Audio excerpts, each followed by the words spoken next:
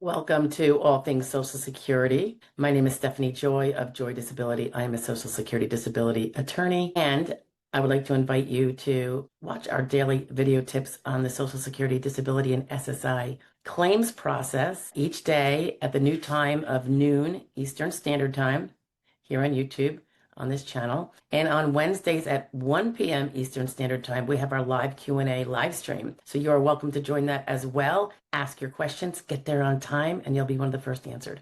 Thanks so much and have a great day. Enjoy the video. Good morning, afternoon, or evening. I am catching up. It's late in the day here. Catching up with, well, it's about a week old now that Adriana posted it. She did a summary of a case in the Ninth Circuit. And, I love to read our case laws, even when they're outside of maybe the circuits that I'm most heavy in, because I do tend to hit all circuits. However, I always find them helpful. And this one is an unpublished opinion, so it might be a little less pervasive. However, I still find it helpful because I think the arguments in here could be used. And the dealio is about fibromyalgia. And that's what drew it to me particularly, because we have so many claimants diagnosed with fibromyalgia. And it's very frustrating because despite the fact that the SSA policy is to acknowledge that it is an actual medical diagnosis and impairment, it gets the short shrift, shall we say, by adjudicators, ALJs, generally speaking. And it's probably why a lot of people with fibromyalgia, if that is their only significant diagnosis, will often find themselves without being able to get an attorney representative or a non-attorney representative potentially. So let's get to it. This is I might butcher it, Lynnae, Lynnae case out of the Ninth Circuit. And I love the way Adriana lays it out. So in this particular case, Lynnae had been denied benefits and the district court had affirmed, and therefore it went to the circuit court. And that's where we tend to see these narratives, right? The court holdings when they're finally published for us. The Ninth Circuit reversed it. It goes into why the case was sent back to the judge for a redo, remand number 2. And here's what the ALJ apparently got wrong. So these are things that we can all use, whether we're pro se or representatives. So any representatives watching, this is something to take heed of with the fibromyalgia. So maybe more of us will be willing to take these cases, right? The ALJ dismissed the opinions of I'm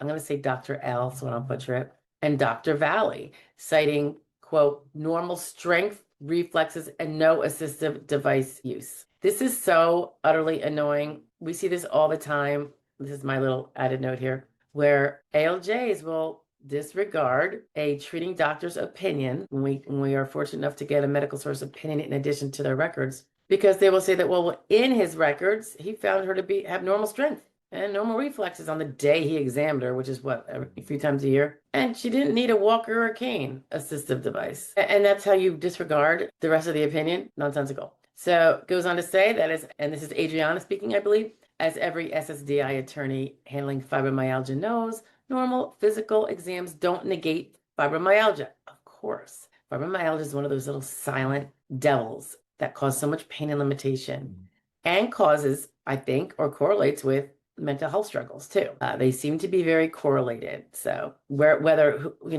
chicken came first or the egg, not sure. I would imagine though, and I see this all the time and I say this all the time, chronic pain often begets depression. Chronic pain and limitation and inability to work often begets severe anxiety. And in otherwise mentally sound people that have always been strong, mentally strong, all that. See it all the time. And it leads me to believe that if almost any of us had such chronic pain that affected our quality of living and prevented us being able to self-sustain, we too would probably start to have the mental health issues of anxiety and potentially depression. So whether it's fibromyalgia directly or because of the pain, it really doesn't matter. It really doesn't matter. Anyway, the Ninth Circuit reaffirmed that a person with fibromyalgia can present as alert, oriented, and even strong and still be significantly impaired. I've had close people, people very close to me with fibromyalgia, and absolutely can they be alert, oriented, and even strong. I mean, it's so ludicrous to think that they walk around being unalert, unoriented, and weak every second of the day, as if they were run over by a truck that particular day. It's just such a misunderstanding of the entire diagnosis, the whole impairment, I guess, generally speaking. This is why we often refer to fibromyalgia and doctors who are or are not fibromyalgia literate.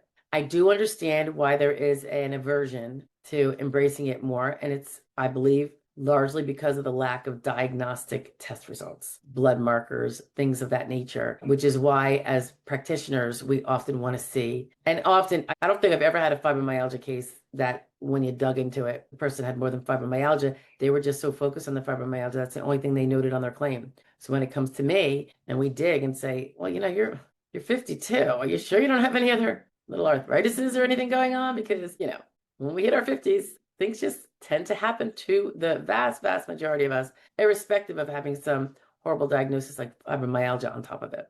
Okay, so that was the first major boo by the ALJ by just throwing away the treating provider's opinions on how limited she was because she has normal strength on that day, reflexes, and no assistive device was used. Okay, the second thing Adriana shares is the superficial symptom evaluation. She says, in this case, the ALJ leaned on treatment notes showing pain improvement. But again, the court emphasized fibromyalgia waxes and wanes. It's not a solid, steady every day. Sometimes it's far worse. Sometimes it's a little worse. Sometimes it's baseline. Sometimes you probably have a good day. It is really, really inconsistent. And that's probably one of the most frustrating things about it. Although I'm sure everybody's loving their good days. I mean, one thing we always focus on good days and bad days, and we try to get the explanation on the bad days and how frequently they are. It's another thing to know. How often do you have your bad days when fibromyalgia? For most people, they have the days where it puts them on the couch all day. So how often is that? How many days a week? How many days a month? Yeah, follow? They point out that temporary relief does not mean sustained improvement or functional recovery. The third thing, and this I thought was good to be mentioned, they brought up listing 1409, and I pulled it up just so I could, 9D to be specific. Now, 1409 is inflammatory arthritis. So there's A, B, C, you could try to prove under, and then there's D. And I'm going to just read D to you because this is the one that they were trying to get the ALJ to find that she equated this listing, meets the listing, presumably. D, repeated manifestations of inflammatory arthritis with at least 2 of the constitutional signs, symptoms, or signs: severe fatigue, fever, malaise, or involuntary weight loss, and 1 of the following at the marked level. We'll go into marked versus extreme in a minute. So again, there has to be repeated manifestations, showings, and you want them to be probably showing up in the medical record, of inflammatory arthritis, even though we're talking about fibromyalgia, with at least 2 of the constitutional symptoms or signs. Those symptoms or signs would be severe fatigue, malaise, fever, or involuntary weight loss. I will tell you, I've never had a fibromyalgia client who did not have severe fatigue and malaise.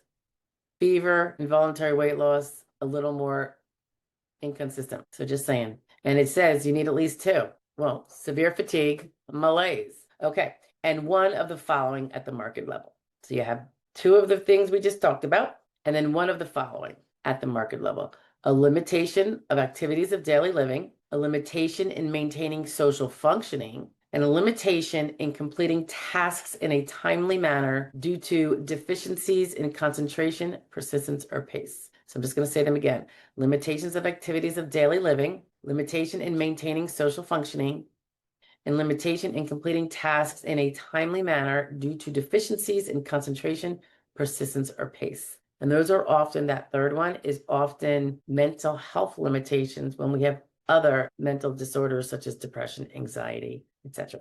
Okay, so I just want to pop over to the definition of marked for you so that you can at least have that in your brain, because I really think there's a lot of fibromyalgia people out there. I have a bunch of them, but again, always with a secondary comorbidity, or third, tertiary. Okay, so marked. As per DI, if you want to look it up, 5225.020, how we define marked and extreme limitations. Under marked, this is under B. The SSA said that they will find that you have a marked limitation in a particular domain when your impairment interferes seriously with your ability to independently initiate, sustain, or complete activities. So that's an or. So either difficulty, serious difficulty with ability to independently initiate or sustain the activity, or just to complete the activity. It says your day-to-day functioning may be seriously limited when your impairments limit only one activity, or when the interactive and cumulative effects of your impairments limit several activities. Marked limitation also means a limitation that is more than moderate, but less than extreme.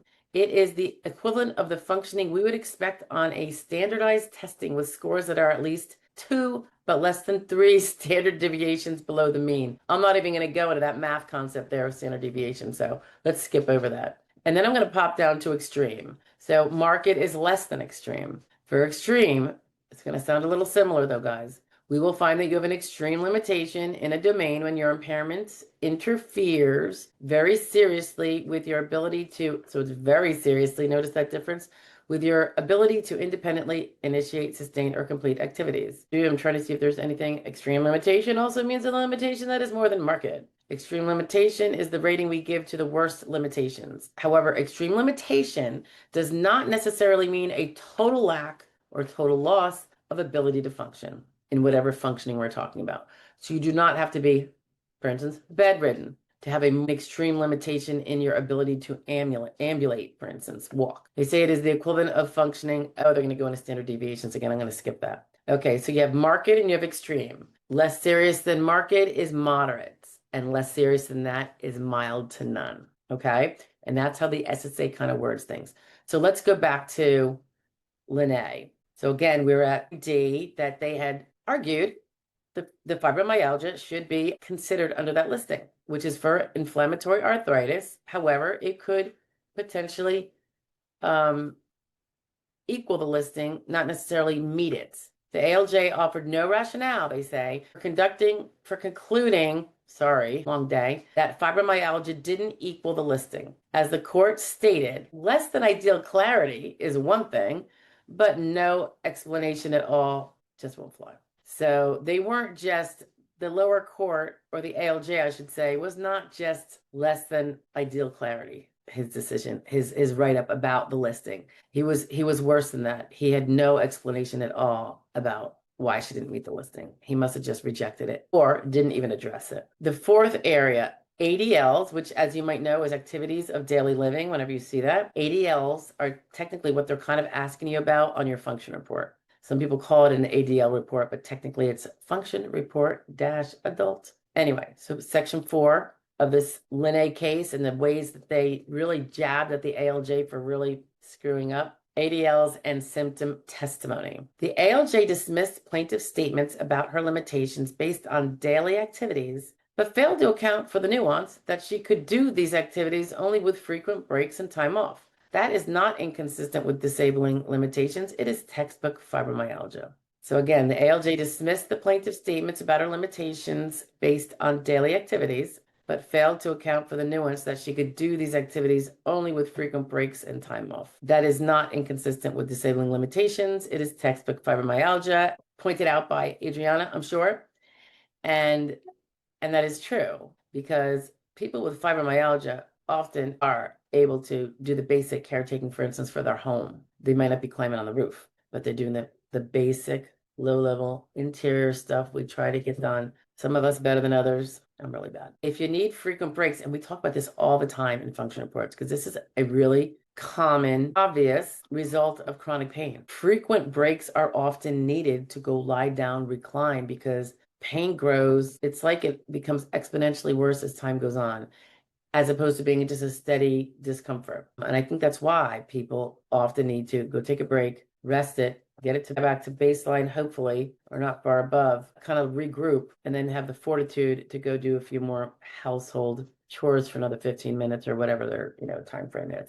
So very, very good, very, very, very good point.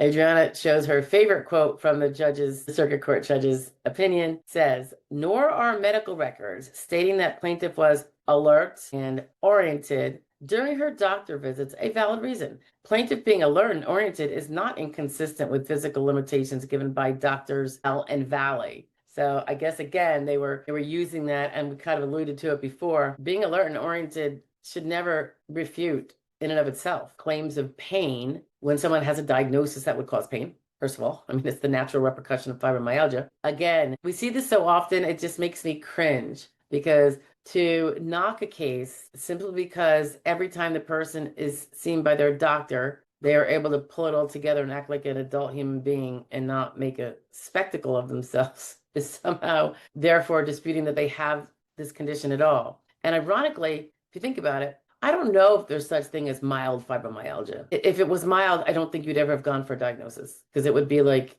just the rest of us, little mild stuff, and we just push through our day because it's mild. And I think the whole point about people ultimately getting very limited in their ADLs and their social life and all these things are because by definition, to me, fibromyalgia is never mild. It's just never mild. Could there be variations way above that? For sure. Adriana points out that so many times we see ALJs citing alert and oriented findings to deny claims. It's absolutely nonsense, she says, and I totally agree. And this case calls that out. So she points out what she finds to be an insight one might want to take with them. If you have fibromyalgia, and for representatives who have clients with fibromyalgia, frame the record around fluctuation. That's the waxing and the waning, right? Fatigue and functional limitation, not just physical exams. I would throw in the malaise too, although it's funny, fatigue and malaise seem very similar to me. But I think malaise might be more of we should just look it up, kind of like a emotional aspect or a mental aspect to just fatigue, which is in a sense physical.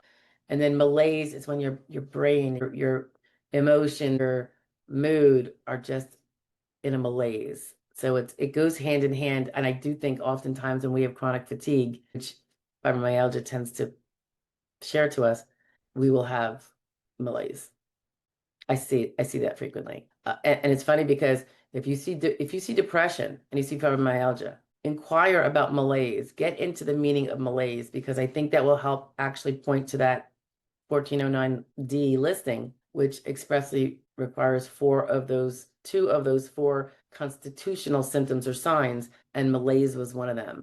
And sometimes we have to make sure our words are spot on because all these different words have slightly different meanings oftentimes. And if we're not being careful with our wordage, I think it can be a problem. Okay.